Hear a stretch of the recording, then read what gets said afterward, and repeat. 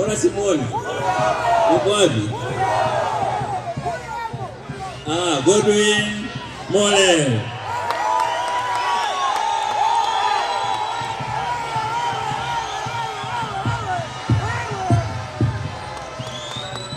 Mollel oye!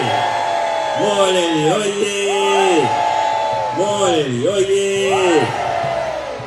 Kwa niaba ya Mama Samia Suluhu Hassan na wahakikishieni kwamba Mollel anatosha kuwa kiongozi wetu. Mollel ni kiongozi mzuri, atawawakilisha vizuri na amefanya kazi nzuri miaka 5 iliyopita. Mollel oye! Haya, nakukaribisha kuzungumza na wananchi. CCM oye! Mgombea mwenza hapa ameeleza nilivyochungulia pochi ya mama. Serikali ya Dr. Samia Suluhu imefanya mambo makubwa kwenye eneo letu la Siha. Hebu pigeni makofi sasa, piga makofi kabisa, piga makofi kabisa, piga makofi kabisa. CCM oye!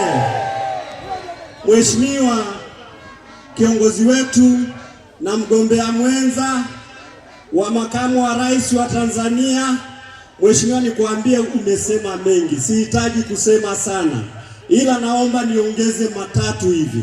Moja, Mheshimiwa, ile hospitali inayoitwa Kibongoto ambayo shirika la afya duniani imeipitisha ikasema litakuwa ndio inasimamia kusajili hospitali za kanda za Afrika Kati, Mashariki na Kusini mwa Afrika, kuondoa Afrika Kusini, iko hapa Siha na ni vifaa bora ambaye Dr. Samia Suluhu Hassan ameweka.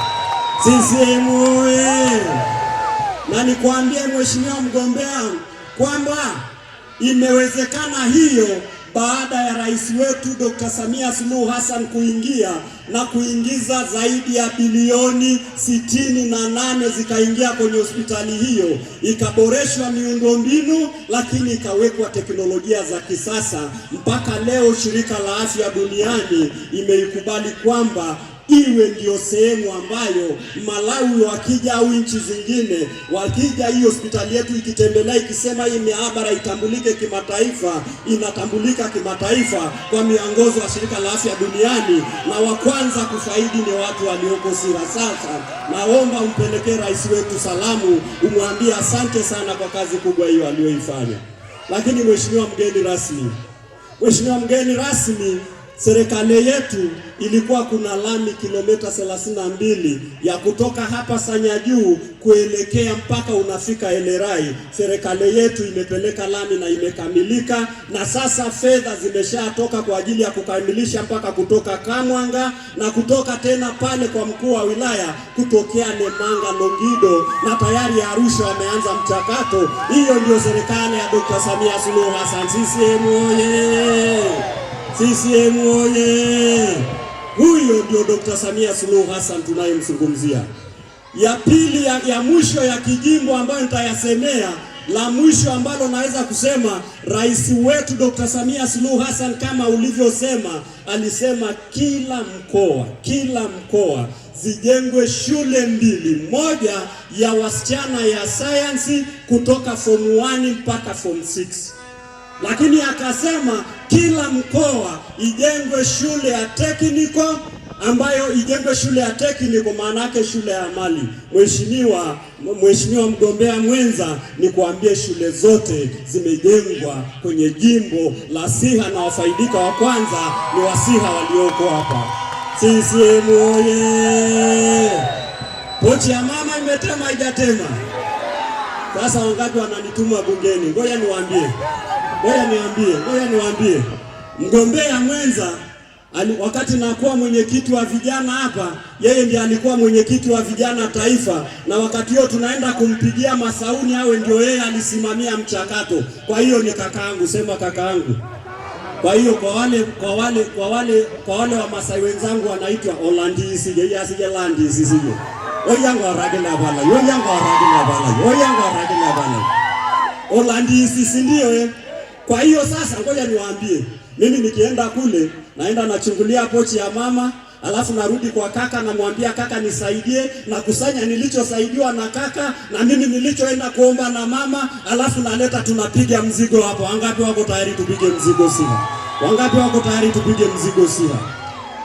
Naenda kumalizia, mheshimiwa mgombea mwenza. Moja, tunaombi pamoja na makubwa kwa kweli kwa wilaya yetu ya Siha, umeambiwa kwa maji ni 96%, na sasa tayari tumepewa bilioni 14 kwa sababu kuna maeneo makubwa ambayo mabomba yapo lakini maji yamekuwa yakikatika. Rais wetu Dr. Samia Suluhu Hassan ameshatupa bilioni 14 kwa ajili ya kuongeza ukubwa wa maji. CCM oye!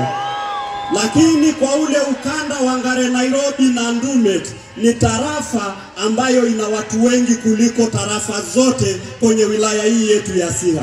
Mheshimiwa, tulishaahidiwa, wale wananchi walikuwa kule juu msituni wakashushwa, lakini walikuwa ni wale wanaofanya kazi wanaotokea huko kwako Ruvuma, Mbeya na Iringa, ambao walikuwa wanafanya kazi huku juu kwa wazungu, wakashushwa. Bahati mbaya wamekaa kwenye maeneo madogo sana yanayoitwa squatters.